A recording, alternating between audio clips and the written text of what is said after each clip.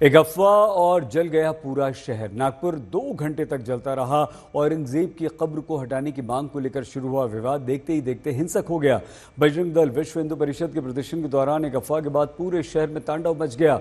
2 घंटे तक उपद्रवी बेखौफ होकर आगजनी और पत्थरबाजी करते रहे, पुलिस को गाड़ियों को निशाना बनाते रहे। पूरे मामले पर महाराष्ट्र में हंगामा मचता रहा। महाराष्ट्र सदन में जमकर हंगामा हुआ।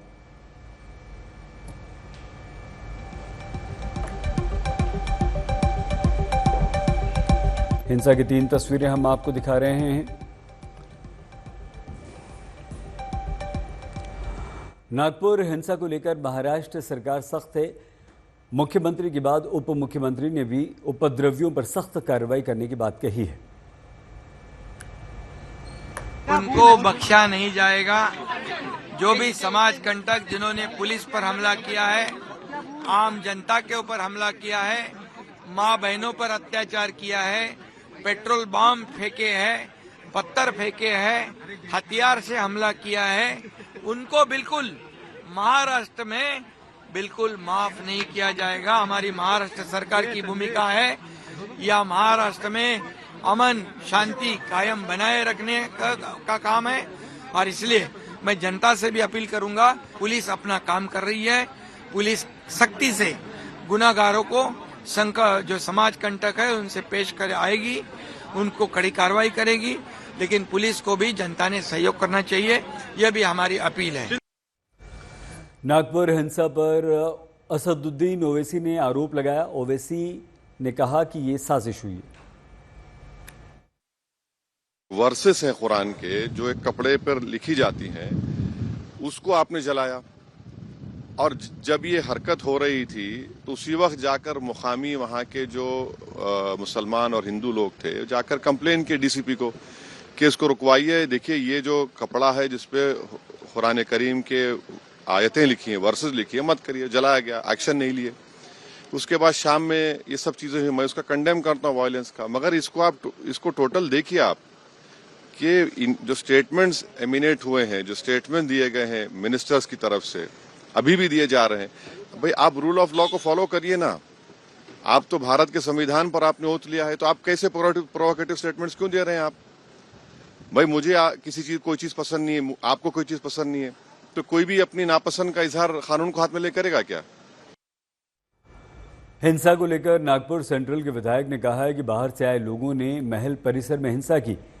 उन्होंने लोगों को हिंसा के लिए भड़काया भी। सुबह एक आंदोलन हुआ था, लेकिन उस आंदोलन के बाद पुलिस प्रशासन ने उसमें मध्यस्थी करके उसको शांत किया था। लेकिन रात के समय 6-7 बजे से यह आंदोलन फिर से शुरू हुआ और बहुत सारे लोग बाहर से आए, ऐसी मेरी प्राथमिक जानकारी है जो फोन पर मुझे मिली है। और बाहर के लोग आकर बस्ती का जो बंधुभाव है, जो दोनों समाज के लोग एक साथ रहते हैं, उनके बीच में तकरार पैदा करने की कोशिश उन्हें की। बहुत सारी गाड़ियां जलाई, राम मंदिर गली होंगी, जुना इस्लाम कॉलेज का परिसर होगा, भालदारपुरा होगा, बुद्धुखा मीनारा होगा, गौरीपुरा होगा, चित्रा टॉकीज का परिसर होगा। इन सारे बस्तियों में बाहर से आए लोगों ने पत्थरबाजी की है, गाड़ियां फोड़ी है, घरों तक आग लगाई है। गांधीबाग सहकारी बैंक है, उस पर पत्थरबाजी की है, ऐसी मेरी प्राथमिक जानकारी है। और ये सारा बाहर से लोग लाकर, एक समाज के लोग बाहर से आए, उन्होंने प्लानिंग करके सारा किया है, ऐसा मुझे प्राथमिक अंदाज नागपुर से मिला है। नागपुर हिंसा पर राजनीतिक दलों में जुबानी युद्ध तेज हो गया। शिवसेना, यूबीटी और बीजेपी के नेता आमने सामने आ गए। नागपुर में हिंसा होने का कारण नहीं है। नागपुर आरएसएस का गढ़ है। आरएसएस का हेडक्वार्टर मुख्यालय नागपुर में है। वहाँ मोहनराव भागवत जी बैठते हैं। पूरा हिंदुत्व का प्रखर हिंदुत्व का कुंबा वहाँ बैठते हैं। वहाँ देवेंद्र जी का चुनाव क्षेत्र है। वहाँ दंगे कौन कह रहेगा कि उसकी हिम्मत है?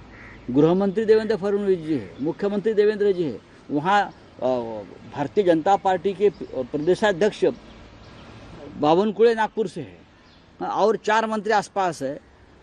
कोई हिम्मत कर सकता है? उनकी गैंग होगी, उनके लोग होंगे दंगा कराने वाले। ये एक नया पैटर्न है हिंदुओं को डराने का, हिंदुओं को ऊपर अपने लोगों से हमला करवाने का, फिर हिंदुओं को भड़काने का और दंगा में उसको लाना है। ये जो चल रहा है औरंगजेब के नाम से एक भय और डर पैदा कर रहे हैं, ये महाराष्ट्र को और देश को खत्म करने जा रहे हैं।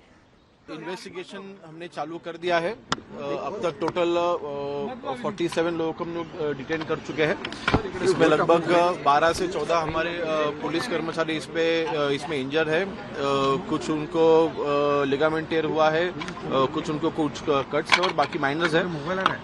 सिविल यहाँ पे सिविलियन सिर्फ दो या तीन ही इंजर्ड है, वो भी बाकी सब जो है वो माइनर इंजरीज है। लेकिन इसका जो मूल कारण है वो बिल्कुल हम ढूंढेंगे और उन्होंने ये जो वैंडलाइजिंग जो किया है ये बिल्कुल जो कायदा हाथ में लिया है उनको सबके ऊपर कड़क कार्रवाई की जाएगी। गर्मियों की छुट्टी होने वाली थी, मेरे पापा आने वाले थे, तो हम लोग सभी खुश थे। तो मैं बेड पे चढ़ के डांस कर रहा था, लेकिन वो पहले ही आ गए। फ्रीज तो मैं उस समय तो कंटिन्यू नहीं कर सकता था ना, तो फ्रीज फ्रेम टाइप का हो गया। कसम पैदा कर